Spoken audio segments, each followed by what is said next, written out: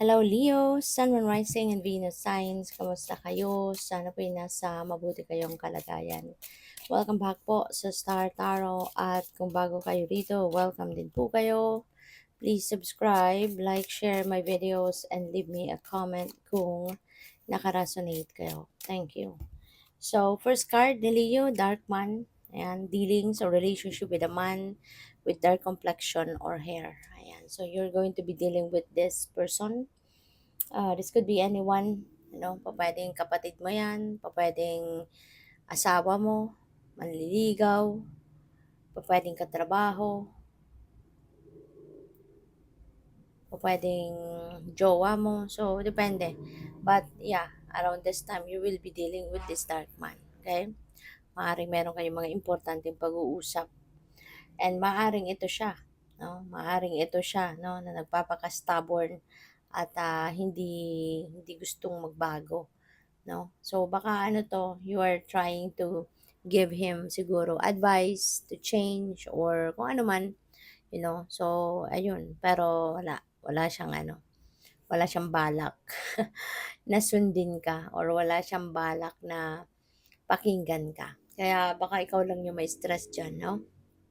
Na ikaw lang yung may stress na merong nagpapakabwisit sa paligid mo. 'Di ba? Kaya wag mo nang patulan siguro, 'di ba? Kasi sayang lang ng oras, panahon mo diyan, no? At effort, 'di ba? Kasi nga, 'di ba, kung matigas talaga ang ulo ng isang tao, naku, kahit anong gawin mo, talagang wala. Mahihirapan ka lang diyan, mai-stress ka lang diyan. So we have club, someone will try to make you do something against your will. Ayan. So baka meron din ditong ano, nag-aano sa'yo, didikta, you know. Baka merong nagdidikta sa'yo na kung anong gusto nila, yun ang dapat mong gawin. No? Or yun ang kailangan mong gawin. So, depende ito sa inyong sitwasyon, Leo. But, yeah, wag kang basta-bastang susunod, no, sa kung kanino man.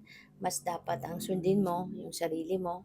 Sundin mo kung ano makakapagpasaya sa'yo, ano yun sa tingin mong tama, yun yung sundin mo. 'Di ba? Hindi mo kailangan magpakababa, no, para ma-please mo yung ibang tao. Hindi mo kailangan magpakababa para mapagbigyan mo kung sino man. Okay?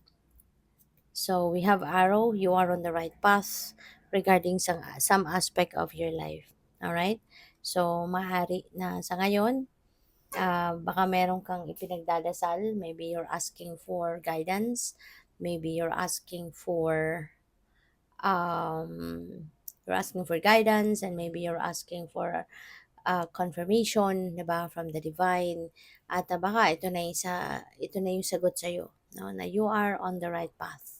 Okay? Baka kasi nagdadasal ka na, tama ba yung gagawin ko? Tama ba yung decision ko?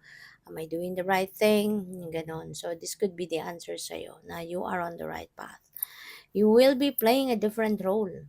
No? So, pwedeng kung sa trabaho to, pwedeng ano siya, maaaring promotion.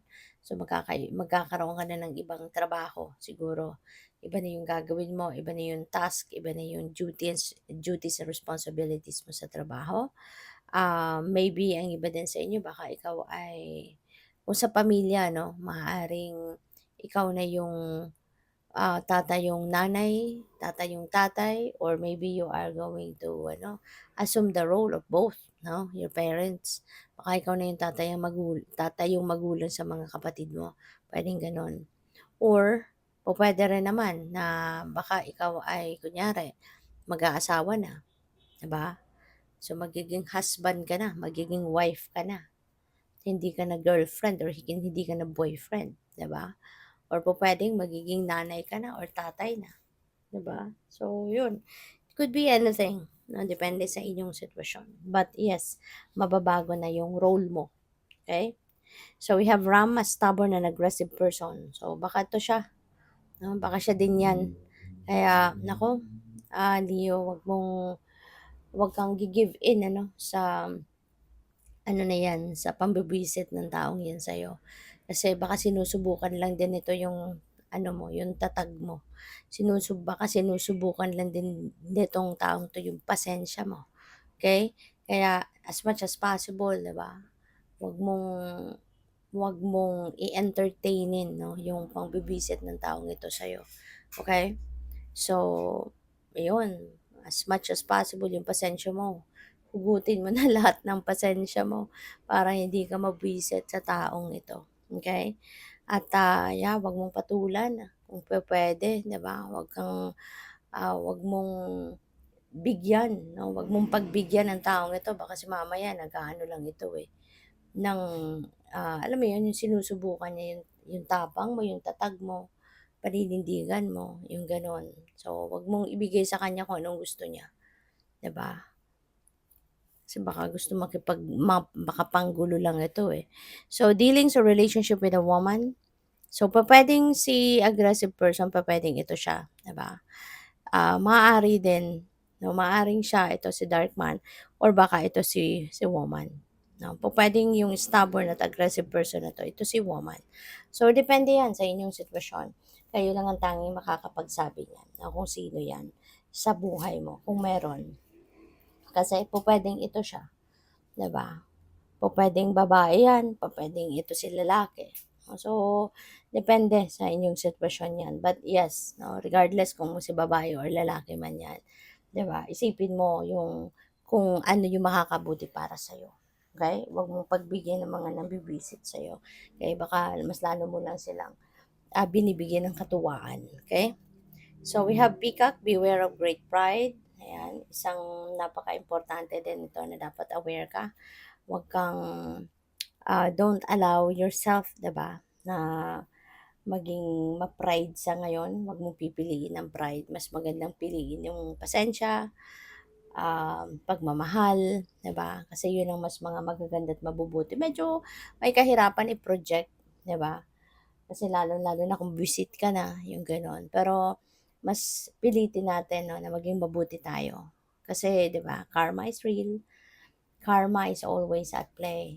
Kaya kung as much as possible kung kaya natin magpasensya, magpasensya, 'di ba? Kung kailangan natin na pilitin natin na mas i-project natin yung pagmamahal sa iba't pag-iintindi, yun na lang ang gawin natin. Kasi 'di ba kung anong ginagawa natin, anong klaseng energy ang pinu-put out natin into the universe, yun ang babalik sa atin. So we don't want, 'di ba, to welcome kadramahan, we don't want to have, problema sa 'di ba, sa buhay, 'di ba? Lalo-lalo na kung kagagaling mo lang sa isang problema, 'di ba? So, as much as possible sikapin natin 'no, na maging ano tayo, maging maging mas mabait, mas maging malawak ang pag-iintindi, yung gano'n, 'no?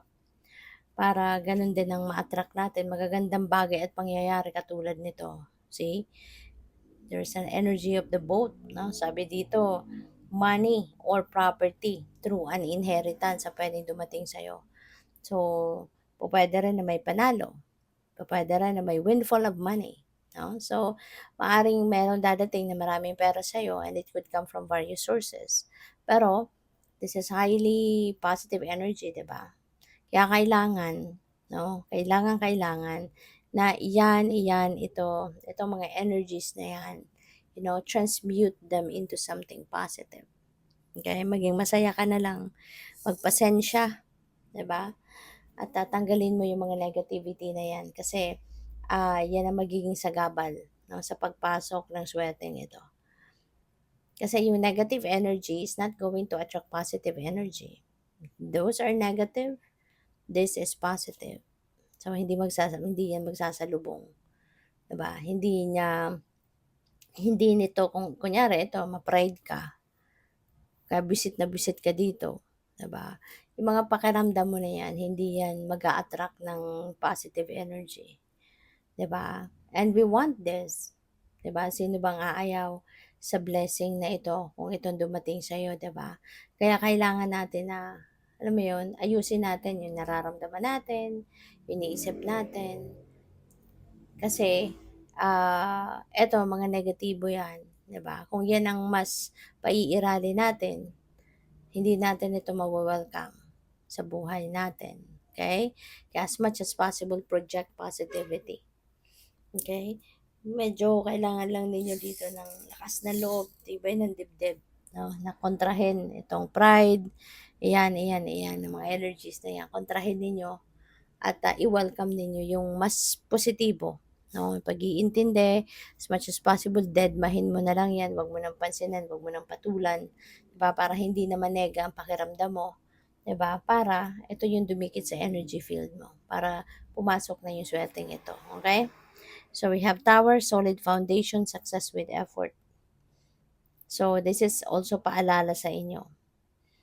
Kung nakapag-lay ka na ng solid foundation on something, katulad nito, kunyari, sa trabaho, 'di ba?